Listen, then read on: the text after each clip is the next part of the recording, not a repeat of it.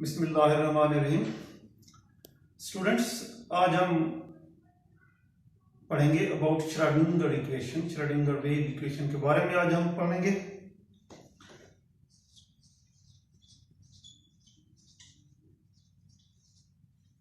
Schrodinger equation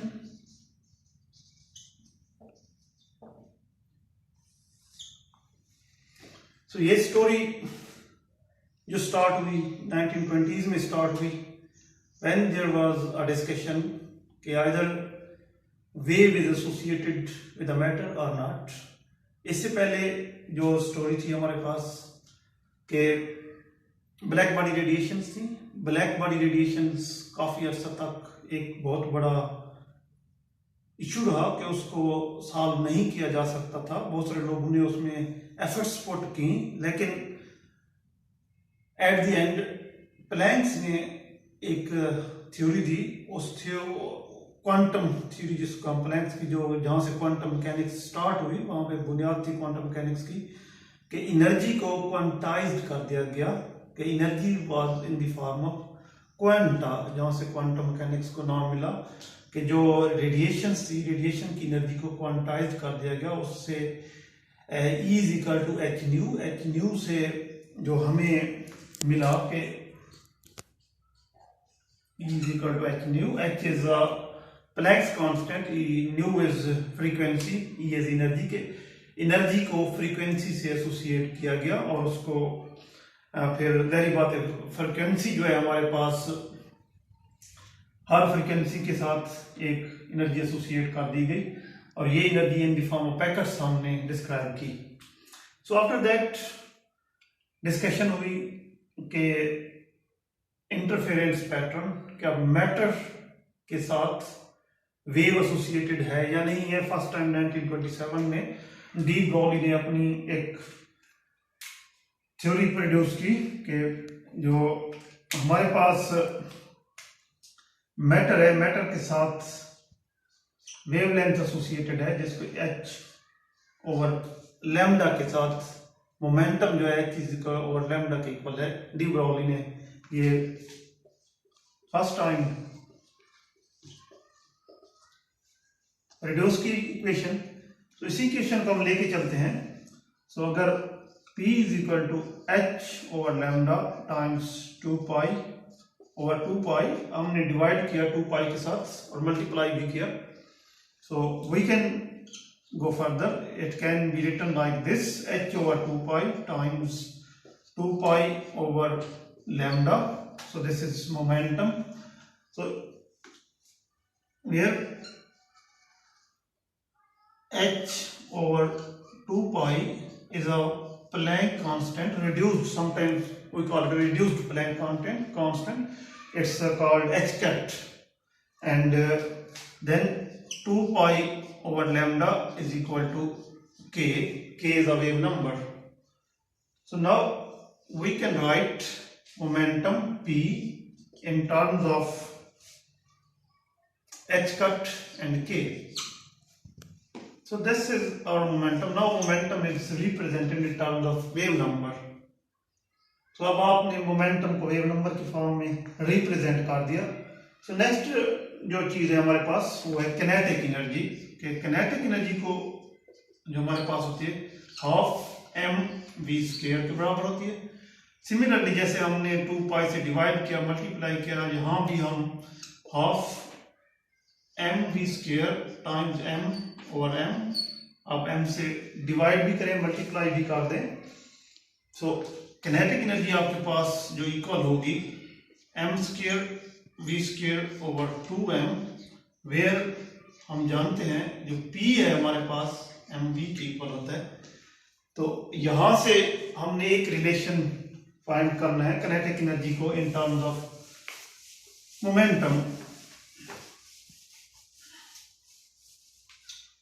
तो kinetic energy जो है हमारे पास, kinetic energy equal to p की ये वाली वैल्यू आप इंसर्ट करें here. So p square over 2m, ये हमारे पास p स्क्वायर ओवर 2m। तो P की वैल्यू हम वेव नंबर में जानते हैं, जहां से अगर आप देखें P is equal to h cut के इक्वल होता है, तो यहाँ पे आप एच कट के की वैल्यू इंसर्ट करें, तो जो किनेटिक एनर्जी होती है हमारे पास एच कट स्क्वायर के स्क्वायर ओवर 2m। अब हमने किनेटिक एनर्जी को भी इन टर्म्स ऑफ, जो पहले हमने जनरलाइज सिंपल किनेटिक एनर्जी, अगर एक पार्टिकल मूव कर रहा है विद वेलोसिटी v के साथ, तो उसकी जो किनेटिक एनर्जी होती है वो हाफ एम वी स्क्वायर के बराबर होती है, जिसमें उसका मैस और उसकी वेलोसिटी इंक्लूडेड होती है। अब यहाँ पे हमारे पास जो किनेटिक एनर्जी है वो भी क्वांटाइज्ड फॉर्म में, जैसे एच कट उसमें इंक्लूड हो गया, वेव नंबर इंक्लूड हो गया, तो ये कंटिन्यूअस नहीं रही। किनेटिक एनर्जी भी हमारे पास अब कंटिन्यूअस नहीं है कि जो एच कट और के पे डिपेंड करती, जो वेव नंबर होगा वही उसी के मुताबिक किनेटिक एनर्जी अगर उसके मैस पे डिपेंडेंट होगी। तो यहाँ तक तो हम यहाँ तक पहुंचे कि एक पार्टिकल है जिसके साथ वेव एसोसिएटेड है, उसका मोमेंटम एच कट के इक्वल होता है, और किनेटिक एनर्जी जो है एच कट के स्क्वायर ओवर 2m के इक्वल होती है। अब अगर हम कंसीडर कर रहे हैं if it's a free particle, free particle का मतलब क्या होता है? फ्री का पार्टिकल का मतलब यह होता है कि उसके ऊपर कोई एक्सटर्नल फोर्स अप्लाई नहीं हो रही। जब पार्टिकल के ऊपर, फ्री पार्टिकल है उसके ऊपर एक्सटर्नल फोर्स अप्लाई नहीं हो रही, सो लेट्स से एक साई ऑफ एक्स के पार्टिकल वन डायमेंशन में मूव कर रहा है, एक्स डायरेक्शन में मूव कर रहा है, फ्रीली मूव कर रहा है, जिसके पास ओनली किनेटिक एनर्जी है, किनेटिक एनर्जी ये है, और उसके पास momentum p is equal to h cut के इक्वल है, कोई फोर्स उसके ऊपर एक्सटर्नल अप्लाई नहीं हो रही। सो लेट्स थिंक उसका एक जो फ्री पार्टिकल है, फ्री पार्टिकल का जो वेव फंक्शन साई है वो इक्वल है a is equal to exponential iota k x के। ये हमारे पास फ्री पार्टिकल का वेव फंक्शन है जो डिस्क्राइब करता है फ्री पार्टिकल को।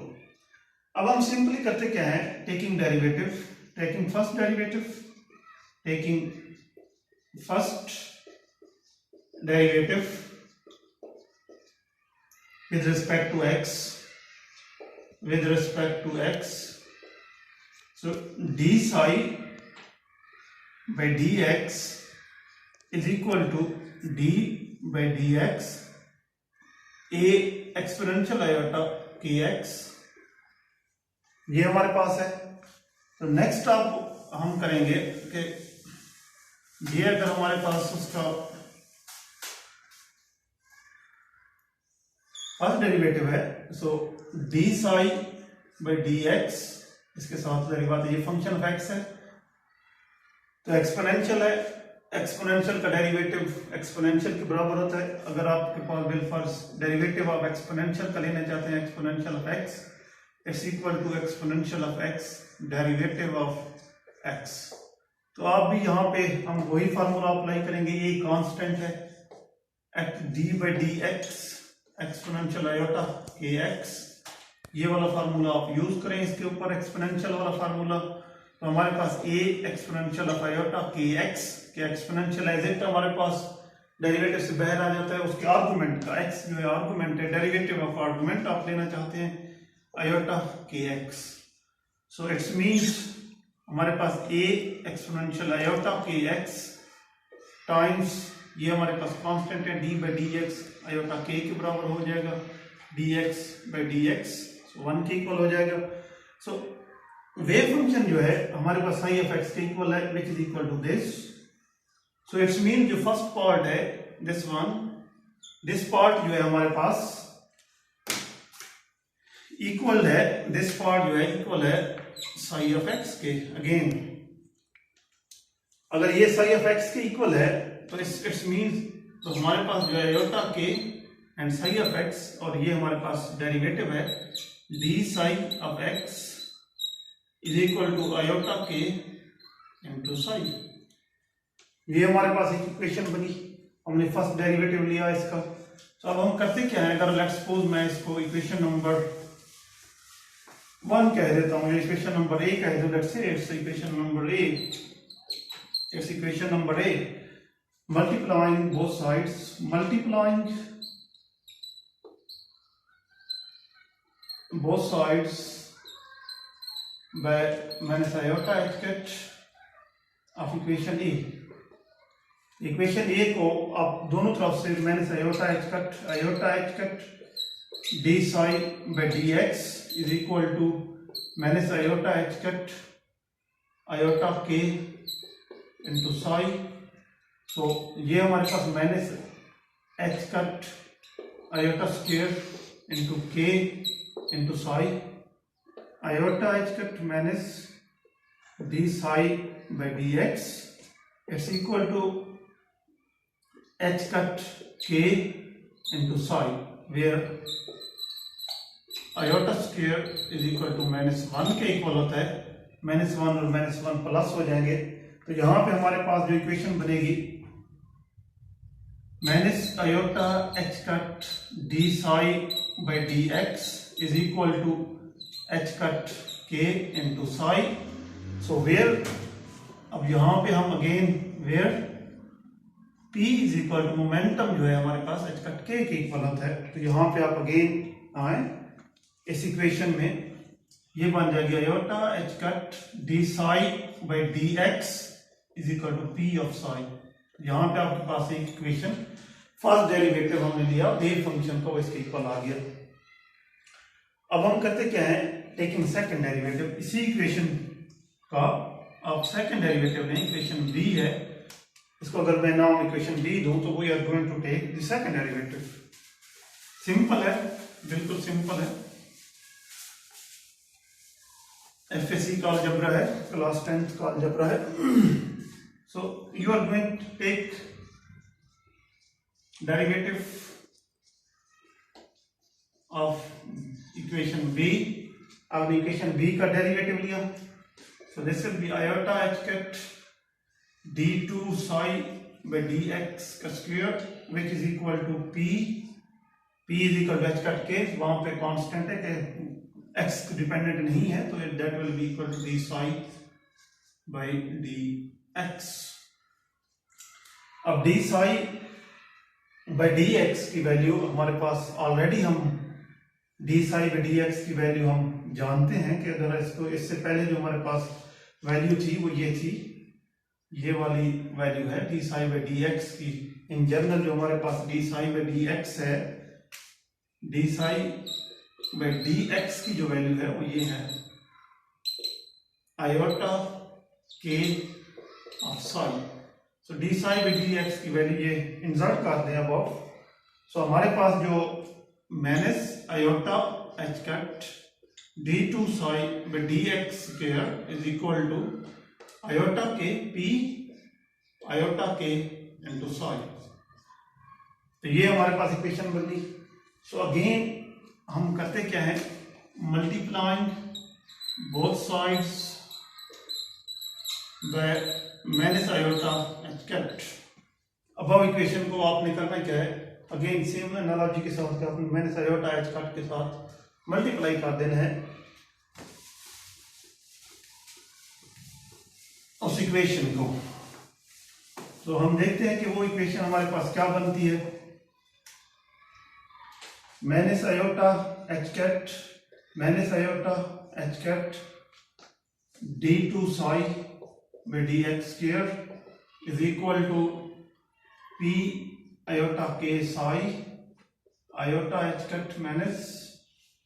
सो अगेन हमारे पास ये minus iota square h cut k into p into psi.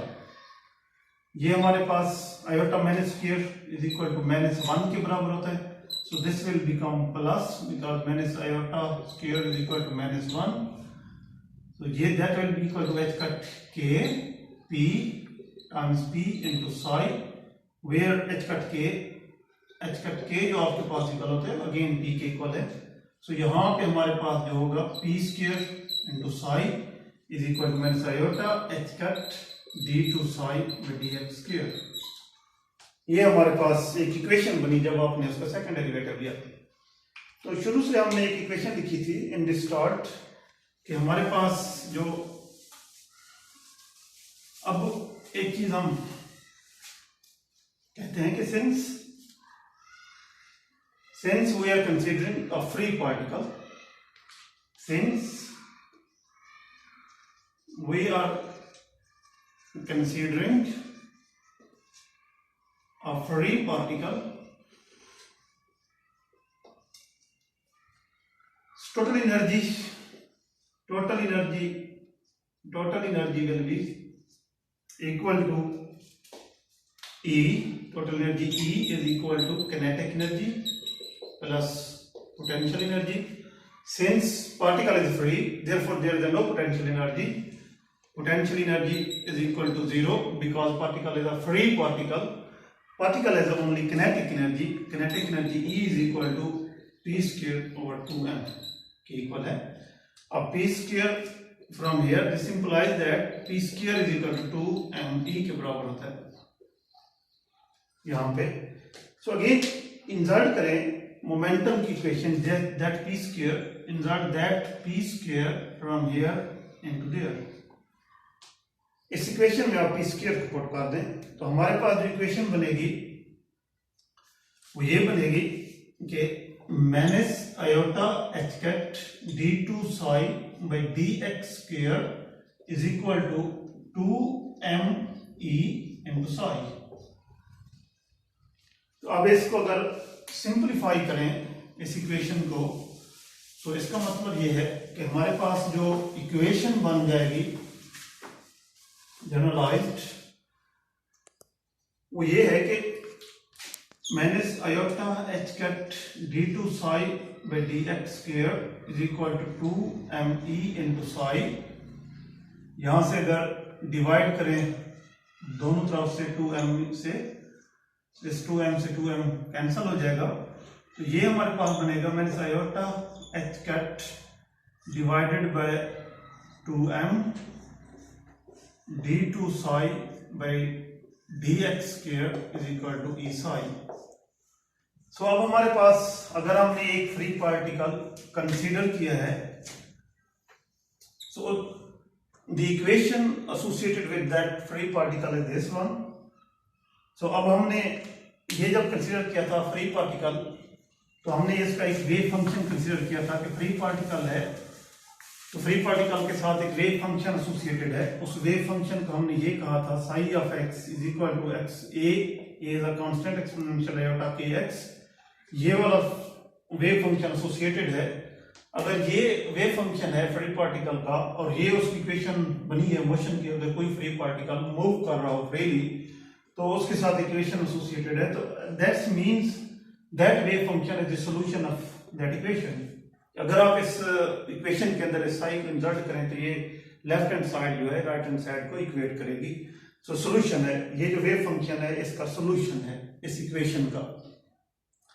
तो ये अगर इन जनरल अगर हम कंसीडर करें कि अगर ये पार्टिकल किसी भी एनर्जी के अंदर किसी भी पोटेंशियल के अंदर एग्जिस्ट करता है तो उसके अंदर हमारे पास एक सिंपली एक पोटेंशियल, लेट्स सपोज अगर पार्टिकल फ्रीली मूव नहीं कर रहा, अगर पार्टिकल किसी force external if there is an external force, if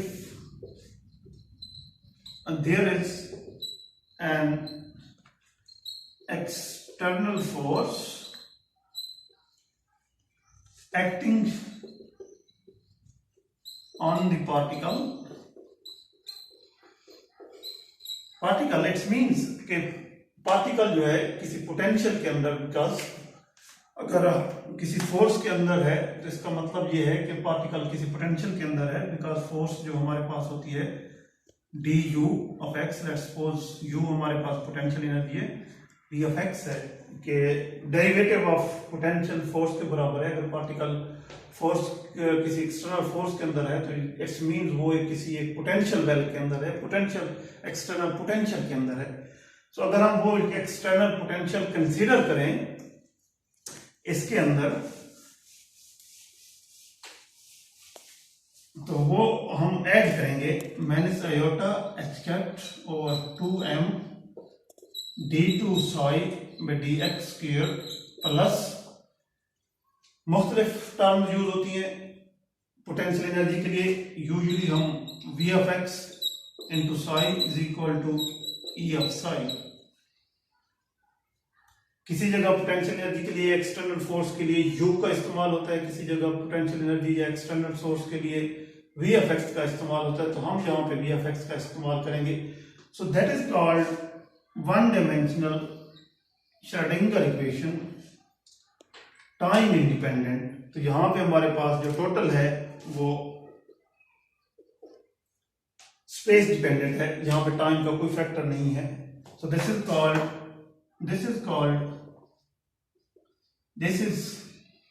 called one dimensional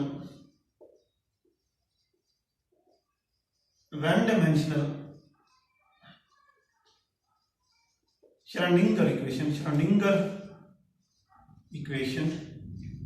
one-dimensional Schrödinger equation, and it's time independent. Usually we call it time independent Schrödinger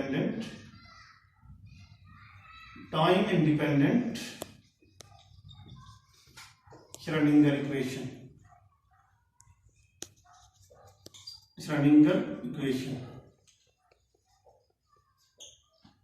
सो हमने ये देखा कि अगर एक फ्री पार्टिकल है वो मूव कर रहा है तो उस फ्री पार्टिकल के साथ एक वेव एसोसिएटेड है, तो उस वेव एसोसिएटेड के जब अगर किसी चीज के साथ वेव एसोसिएटेड हो तो उसके साथ एक वेव फंक्शन होता है, जो हमने ये कहा कि वेव फंक्शन उसके साथ एक्सपोनेंशियल ए आयोटा के एक्स के बराबर है. तो उस वेव को हमने वेव इक्वेशन कैलकुलेट की, ये उसकी वेव इक्वेशन बनती है. तो ये जो हमारे पास वेव फंक्शन है साई ए एक्सपोनेंशियल आयोटा के एक्स, ये उसका सोल्यूशन है, उसका वेव फंक्शन है. तो अगर वो वेव फंक्शन, अगर वो पार्टिकल 100% फ्री नहीं है तो हमारे पास एक एक्सटर्नल फोर्स होगी. So we are taking that external force, external potential as this v f x into psi f x. यदि हम उसमें अगर ऐड करें तो हमारे पास जो इक्वेशन बनती है उसको हम कहते हैं टाइम इंडिपेंडेंट, जो इसकी स्पेसिफिक चीज है time independent Schrodinger wave equation. तो जो उस पार्टिकल के इक्वेशन ऑफ मोशन को डिस्क्राइब करती है. ठीक है.